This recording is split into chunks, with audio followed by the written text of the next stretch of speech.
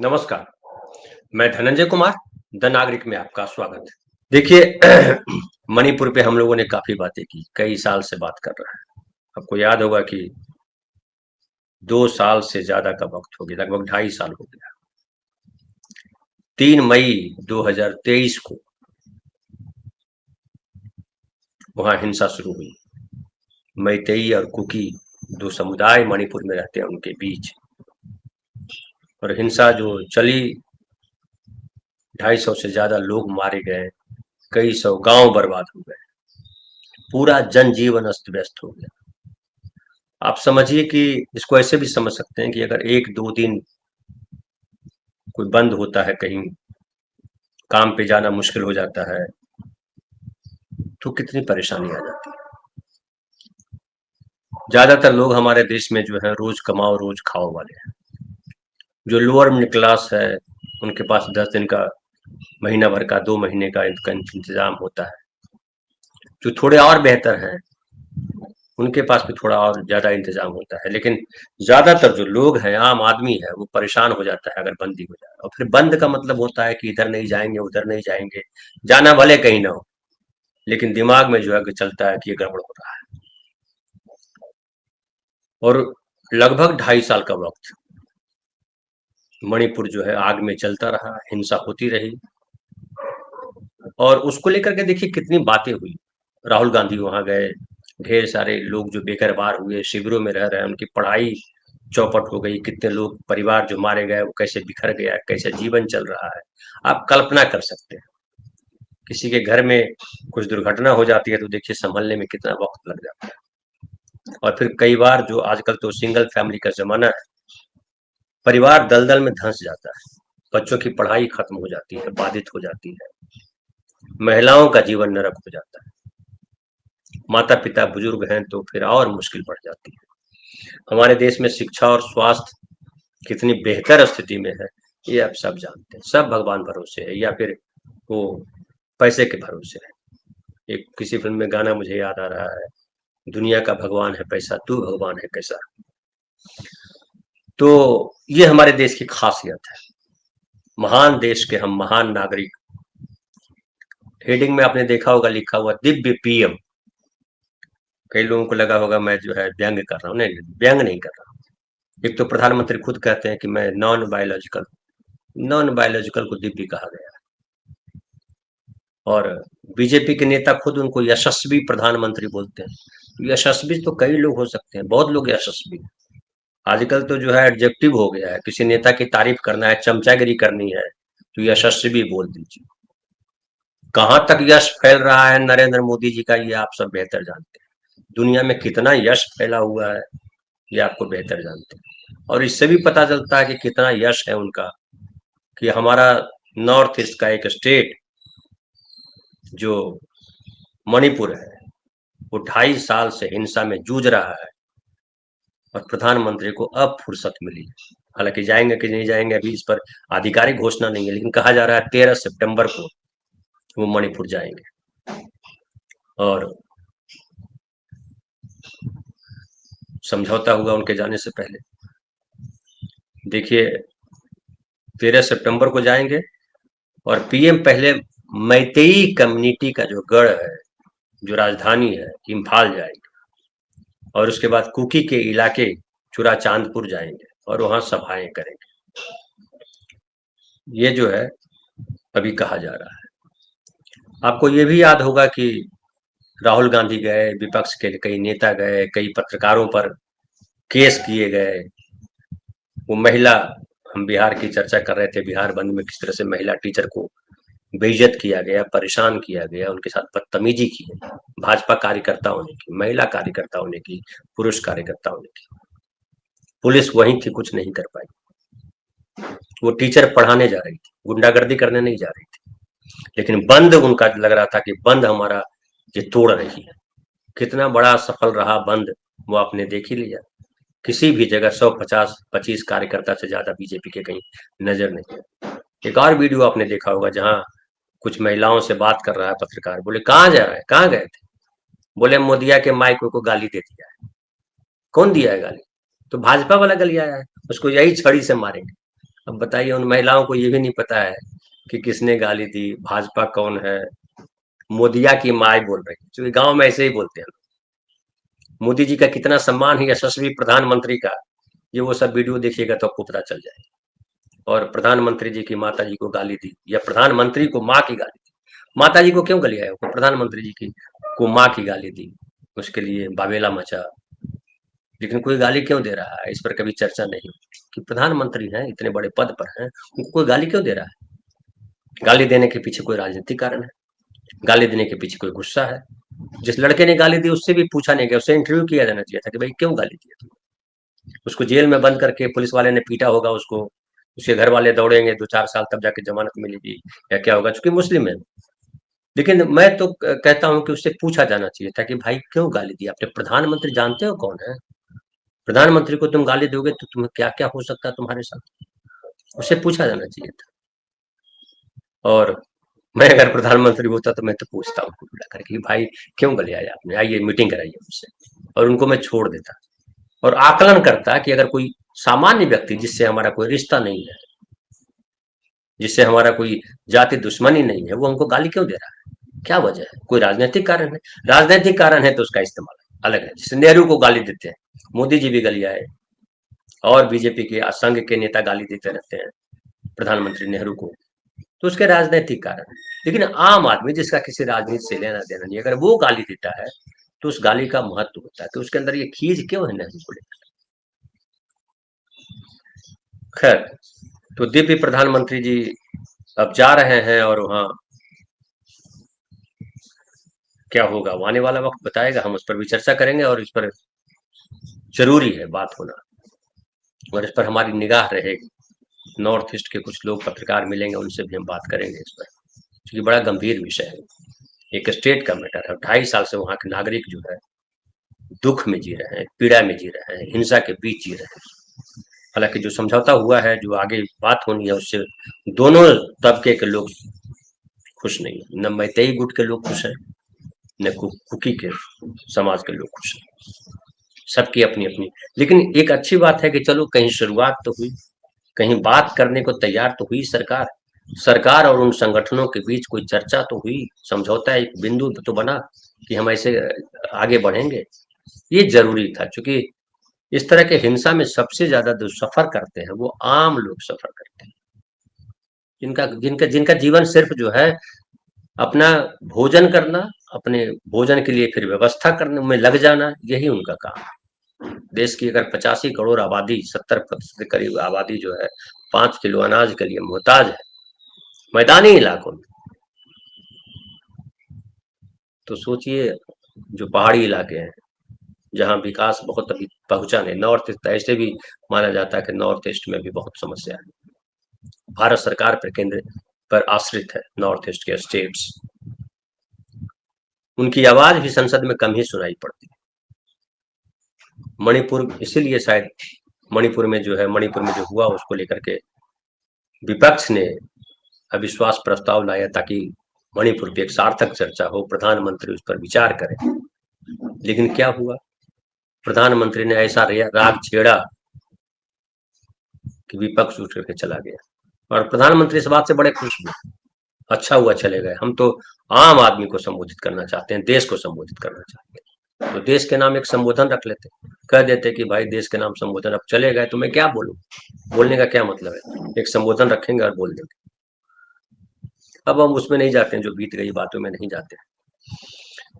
अब इस पे आते हैं कि वहां हो क्या रहा है, फिर और आगे बात करेंगे। देखिए, जो मीडिया में मैं देख पा रहा हूँ उसमें यह है कि कुकी के साथ जो है एग्रीमेंट साइन करने की वजह से घाटी में मैतेई लोगों के बीच बहुत नाराजगी, जो मैं बता रहा था कि कुकी और मैतेई दोनों लोग नाराज हैं।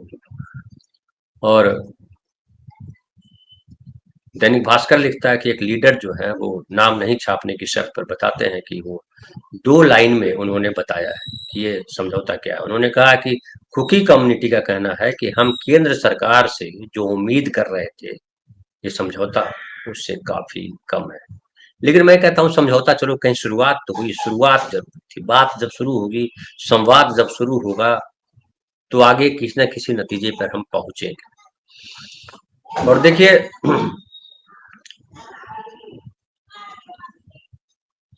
कहा जा रहा है कि जो कह रहे हैं वहां के लोग ये समझ रहे हैं जो मैं कह रहा था कि देरी को लेकर नाराजगी भले हो, लेकिन मणिपुर के लोग पीएम मोदी के दौरे को उम्मीद की नजरों से देख रहे हैं, ये रिपोर्टर लिखता है।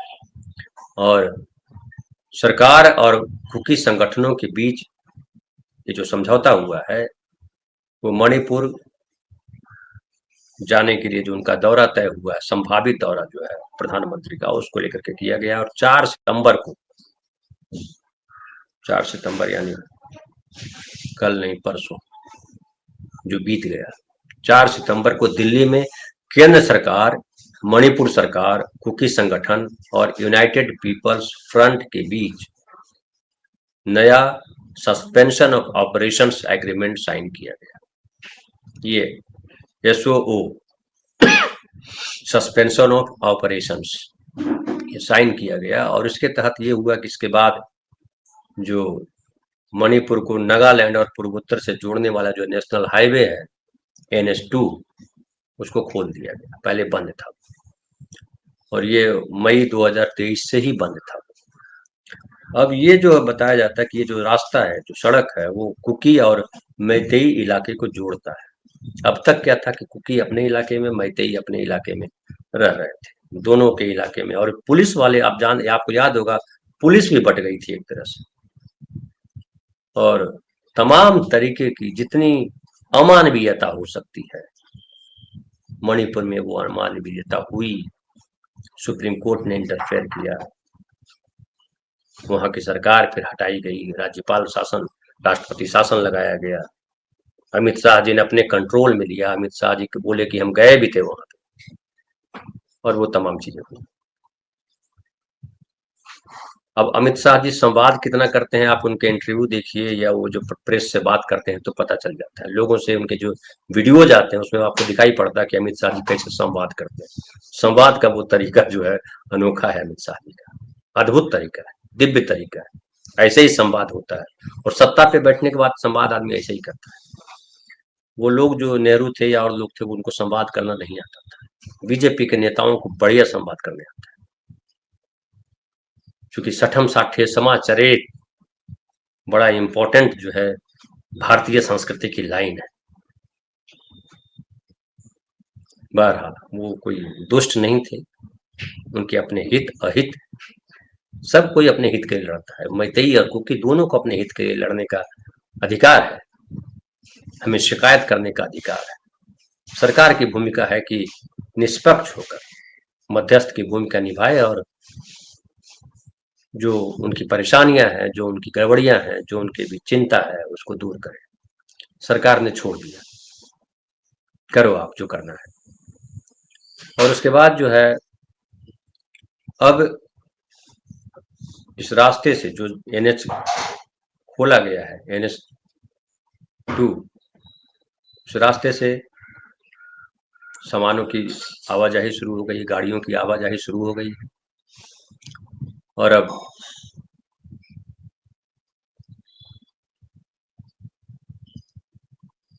जो संगठन है उन लोगों ने कहा है कि भारत सरकार की ओर से तैनात सुरक्षा बलों के साथ सहयोग करेगा ताकि NH02 पर शांति बनाई रखी जा सके। दैनिक भास्कर लिखता है कि एक मैतेई लीडर ने नाम न छापने की शर्त पर कहा कि कुकी के साथ जो एग्रीमेंट हुआ है, सस्पेंशन ऑफ ऑपरेशंस साइन करने की वजह से घाटी में मैतेई लोगों के बीच जबरदस्त नाराजगी है। पीएम के आने से पहले कुकी उग्रवादियों के साथ समझौता किया, ये एक तरह से एक तरफा रवैया है।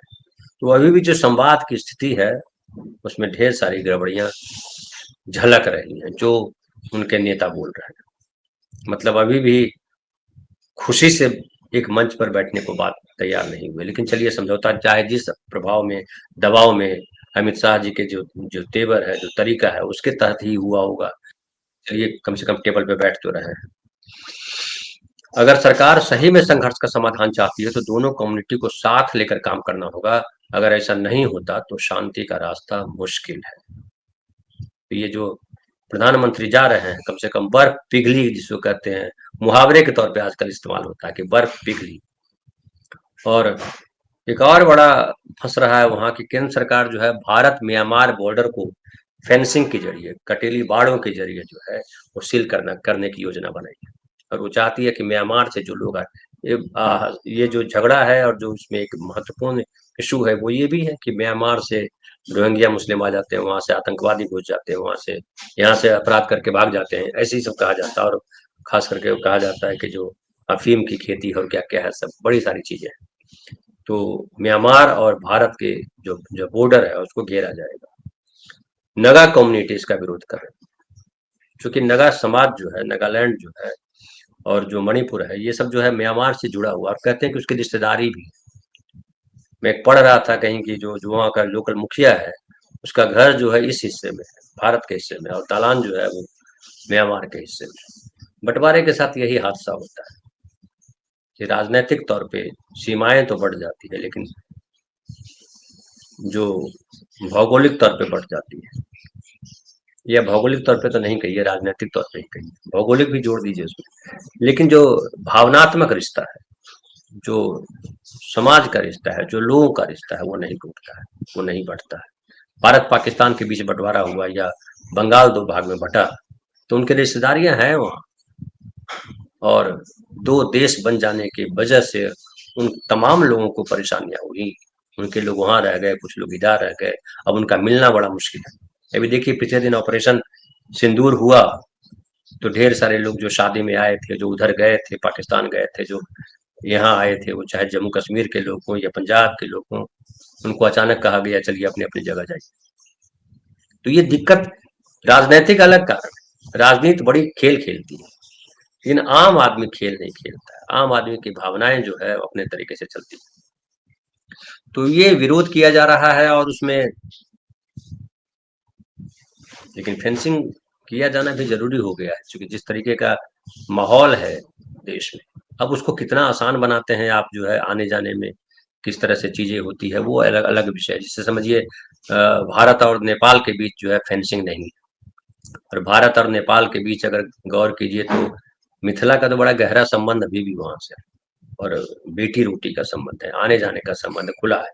उसमें हालांकि कई तरीके की अब जो है परेशानियां वहां भी शुरू हुई है लोगों को, आम और आम आदमी को तो अब रात में आइए लौट के पुलिस वाले जो घेरा लगाए रहते हैं वहां भी परेशानी हो जाती है। परेशान करने की योजना अगर हो तो कुछ भी हो सकता है। हमारे देश में परेशान करने की योजना बढ़ती जा रही है, सरकारी स्तर पर परेशानियां और बढ़ गई है। बहरहाल वो कह रहे हैं कि मैतेई हमेशा से बॉर्डर फेंसिंग की मांग करती रही है, ऐसे में भारत सरकार का यह फैसला मैतेई मांग के पक्ष में जाता है। अब एक और समझिए, इसको भी समझना चाहिए, कितनी प्लांट वे में काम करते हैं बीजेपी वाले। इम्फाल हवाई अड्डे से प्रधानमंत्री सड़क मार्ग से कांगला फोर्ट जाएंगे, वहां 15,000 लोगों को संबोधित करेंगे। कितने लोग होंगे वो भी देखिए निर्धारित हो चुका है। बीजेपी मणिपुर के स्पोक्स पर्सन, जो मणिपुर के बीजेपी के नेता हैं, प्रवक्ता है रॉबिन ब्लैकी, उन्होंने कहा कि पीएम मोदी का ये आधिकारिक दौरा है, लेकिन पार्टी कार्यकर्ता भव्य स्वागत की तैयारी कर रहे हैं। दिव्य प्रधानमंत्री के लिए, भव्य प्रधानमंत्री के लिए भव्य स्वागत तो जरूरी है। पीएम को सुनने के लिए करीब 50,000 कार्यकर्ता जुटने की तैयारी, कार्यकर्ता को जुटाने की तैयारी, जुटने लिख दिया है, जुटाने होना चाहिए। तो ये जो है, अब देखिए अब जाएंगे जब प्रधानमंत्री वहां, तो गटर मीडिया किस तरह से रिएक्ट करता है, वो जो है गुणगान शुरू हो जाएगा कि आखिरकार प्रधानमंत्री ने मणिपुर में शांति स्थापित की, और विपक्ष मास्टर स्ट्रोक, विपक्ष मुंह देखता रह गया, या विपक्ष को मिली बड़ी मात, राहुल गांधी अब क्या करेंगे, ऐसी चीजें आएंगी आपको सुनने को। लेकिन मुझे लगता है इन चीजों को, सत्ता में जो लोग बैठे होते हैं उनका उनका ये कर्तव्य है कि आम नागरिकों के साथ या देश की व्यवस्था को सुधारने के लिए बेहतरीन काम, उनसे अपेक्षा होती है। विपक्ष की भूमिका होती है कि जहां गड़बड़ी हो रही है वहां वो सवाल उठाए, सत्ता का ध्यान उस तरफ ले जाए। मणिपुर जाएं प्रधानमंत्री, यही तो आग्रह कर रहे थे विपक्ष के लोग शुरू से, जो अविश्वास प्रस्ताव लाया गया था कि उसलिए यही लाया गया था कि अगर मणिपुर नहीं जा रहे हैं तो मणिपुर को बोलिए, देश को, दुनिया को बताइए कि मणिपुर में क्या हो रहा है और क्या करेंगे आगे आप। लेकिन प्रधानमंत्री ने नहीं कहा। अब देखिए धीरे धीरे चीजें बदल रही है, अब गौर कीजिए, मैं इसको खास करके आपके सामने अंडरलाइन करना चाहता हूँ। प्रधानमंत्री चीन जाते हैं, प्रधानमंत्री जीएसटी को कम करते हैं, जीएसटी जो स्लैब है उसको सुधार रहा है, 4 से 2 पे ला दिया, हालांकि 5 को 3 कहा जा रहा है, 40% तो अभी भी मौजूद है। पहले 5, 12, 18, 28, 40 क्या क्या पता नहीं था, भूल जाता है आदमी सब। खैर, तो अब देखिए पाकिस्तान भी है, पाकिस्तान से फिर बातचीत शुरू होगी, देखिएगा कुछ समय बाद आएगा कि पाकिस्तान और हिंदुस्तान एक टेबल पे बैठ रहे हैं। हो सकता है प्रधानमंत्री जाए वहां या वहां से शहबाज शरीफ आ जाए हिंदुस्तान, क्योंकि चीन जब जुड़ रहा है तो चीन वो कोशिश करेगा। इधर इजराइल का चैप्टर अभी बंद है, कोई चर्चा नहीं हुई इजराइल पे। अमेरिका से आप जानते हैं कि जो टैरिफ है उसको लेकर के बड़ा तनाव है, पैसे पे आफत आ गई है, और पैसे पे आफत आ जाएगी तो जाहिर है परेशानी हो जाएगी, इसलिए चीन से रिश्ता जोड़ा जा रहा है। और जीएसटी अब सुधार किया जा रहा है, मणिपुर जा रहे हैं, अभी और भी कई जो उलझे हुए पार्ट थे उसको सुलझाने का प्रयास किया जाएगा, क्योंकि एक मैसेज देना है दुनिया को, और मैसेज ये देना है कि हम मानवतावादी हैं, हम भेदभाव नहीं करते, हम जाति का, जनजाति का कोई भेदभाव नहीं करते, हम तो भारतीय हैं। उस लेख पे देखिएगा वापस लौटेंगे, क्योंकि सही रास्ता वही है, जब हम अपने देश के नागरिकों के साथ भी समभाव में अगर सरकार न रहे तो क्या उसको सरकार कहेंगे? उसको सरकार नहीं कहा जा सकता। सरकार की भूमिका है कि आपको चाहे वो वोट दिया हो न दिया हो, देता हो न देता हो, सबके साथ समभाव में रहेंगे, सबके विकास की बात करेंगे। बीजेपी वाले कई बार बोलने लगते हैं कि सड़कें जो बनी तो क्या उसमें रुका हुआ है कि खाली हिंदू जाएगा मुसलमान नहीं जाएगा? हालांकि वो भी सड़क उत्तर प्रदेश की एक घटना अगर याद हो आपको, मैंने वीडियो भी दिखाया था कि वहां पे मुस्लिमों के जाने की मनाही है, डंडा लेके खड़ा रहता है वहां का एक आदमी, और कुछ लोग होंगे, क्या हुई कार्रवाई नहीं पता। ऐसा कई जगह हुआ, मुसलमानों को लेकर के क्या क्या बयान दिया गया बीजेपी नेताओं ने द्वारा, ये भी आप जानते हैं। अरुण कुमार कह रहे हैं जीएसटी का शायद 5, 12, 18, 40 का स्लैब का भी प्रस्ताव में नहीं, इसमें से 5 और 18 रहा है, 12 हटा दिया और एक 40 का स्लैब है, 3 स्लैब है। 18 पहले था, 5, 12 पहले था, उसको हटा दिया गया, 28 को हटा दिया गया। तो ये जो है सरकार की जो भूमिका है, और संविधान, इसीलिए संविधान को मैं बार बार उल्लेख करता हूँ, और मैं इसलिए राहुल गांधी की तारीफ करता हूँ कि राहुल गांधी ने संविधान को फोकस में ला दिया है, अधिकार को, मताधिकार पे जिस तरह से बात कर रहे हैं, नागरिकों को जागरूक किया है। नागरिक अगर जागरूक नहीं होंगे तो ऐसा ही होगा, दिव्य प्रधानमंत्री झूठ का खजाना बनाएंगे, यशस्वी प्रधानमंत्री, और क्या क्या एडजेक्टिव दिया जाएगा, और देश भयानक तरक्की कर रहा है, दुनिया में डंका बज रहा है, गटर मीडिया चिल्लाएगा, और आपको हकीकत क्या दिखेगी? हकीकत ये दिखेगी कि आप कहीं नहीं हो, न 3 में हो न 13 में हो, कहीं नहीं हो। आप झुंझुनाओ, कोई भी हाथ में लेके बजा देता है और बजने लगते हो, या कोई हाथ में लेता भी नहीं, खाली नजर ऐसे करता और बजने लगते हो, ऐसे ऐसे। ये हालत है। अमेरिका के गुण गा रहे थे, लगा कि अमेरिका एकदम भारत ऐसा चिपक जाएंगे और उसके बाद चीन और पाकिस्तान दोनों को निपटा देंगे। 11 साल के बाद क्या नजर आ रहा है? अमेरिका आज बड़ा दुश्मन बना हुआ है, भारत की अर्थव्यवस्था को चौपट करने में लगा हुआ है। अब हमें अपेक्षा है कि चीन और रूस हमको जो हेल्प करेगा। चीन और रूस में जो शासन है वो वामपंथियों का शासन है, लाल कीड़े कहते हैं जिसको, सबसे ज्यादा झगड़ा उनका वामपंथियों से है। हम लोगों को लोग बोल देते हैं वामपंथी हो तुम लोग, लाल कीड़े हो। हम लोग कोई पंथी नहीं है, हम मानवतावादी। और वामपंथ होना क्या बुरा है? वामपंथ तो कहता है कि जो लीक है, जो ट्रेडिशनल करे आ रहे हैं पारंपरिक तरीके से, पूंजीवादी है, धन संग्रह करने में जुटे हुए हैं, उसकी जगह वो कह रहा है कि सबको अधिकार मिले, सबके पास जीने के साधन हो, सबके सबका सम्मान हो, किसी आधार पर भेदभाव न हो, तो क्या गड़बड़ है? संविधान हमारा यही तो कहता है, किसी भी स्तर पर न भाषा के स्तर पर, न प्रांत के स्तर पर, न लिंग के स्तर पर, न धर्म के स्तर पर, न जाति के स्तर पर कोई भेदभाव नहीं होगा। लेकिन मुश्किल तब आ जाती है जब सरकार के अफसर, न्यायपालिका, जो नौकरियां देने वाले संस्थान है, वो जब बेईमानी, बदमाशी, पक्षपात करने लगते हैं तो दुख हो जाता है। अभी ढेर सारा देखिएगा, कल कांग्रेस के नेता कह भी रहे थे कि निजी संस्थानों में भी आरक्षण को लागू किया जाए, लेकिन जहां लागू है सरकारी संस्थानों में, वहां भी कितनी बेईमानी है। हमारे कुछ साथी हैं जो अक्सर ट्विटर पर लिखते रहते हैं, अलग से कार्यक्रम हम नहीं कर पाते क्योंकि इस तरह की चीजें चलती है कि क्या कहा, लेकिन उत्तर प्रदेश तो उसका बहुत बड़ा उदाहरण है। आरक्षण को किस तरह से धता बताया गया, किस तरह से भेदभाव किया जा रहा है। अक्सर लोग लिखते हैं, परिचित हमारे साथी की, जो ईडब्ल्यूएस है उसकी 10% होना चाहिए था, अनरिजर्व कैटेगरी का 10%, और उनको जो है ओबीसी से ज्यादा, ओबीसी का 27%, लेकिन ओबीसी से ज्यादा सीटें उनको दे दी जाती है। कई तो ये भी आ रहा है समझ में कि जो सवर्ण समाज के लोग हैं वो ओबीसी का या दलित का सर्टिफिकेट लेकर के नौकरी कर रहे हैं। जो कट ऑफ लिस्ट होता है वो ईडब्ल्यूएस का कट ऑफ लिस्ट कम होता है, ओबीसी का ज्यादा होता है। ज्यादा नंबर पा करके भी ओबीसी के लोगों को नौकरी नहीं मिलती है, और कम नंबर पा करके भी ईडब्ल्यूएस के लोग नौकरी पा जाते हैं। फिर जो है बेईमानी ये भी है कि 50% से ज्यादा ओबीसी के लोग हैं, 4000 से ज्यादा जातियां हैं देश भर में, और 27% आरक्षण है। ये बेईमानी है। कई लोग कहते हैं कि आरक्षण होना ही क्यों चाहिए, लेकिन वो 10% का विरोध नहीं करते कि वो तो भारतीय संविधान के जो आरक्षण की नीति थी उसके खिलाफ है, उसका विरोध नहीं करते, जस्टिफाई करने लगे आर्थिक आधार पर होना तो चाहिए।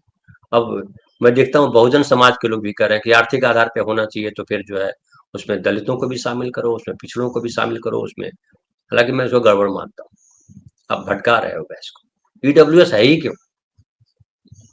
और जब सरकार ही अगर देश में चले तो उसकी भी जरूरत नहीं रहेगी।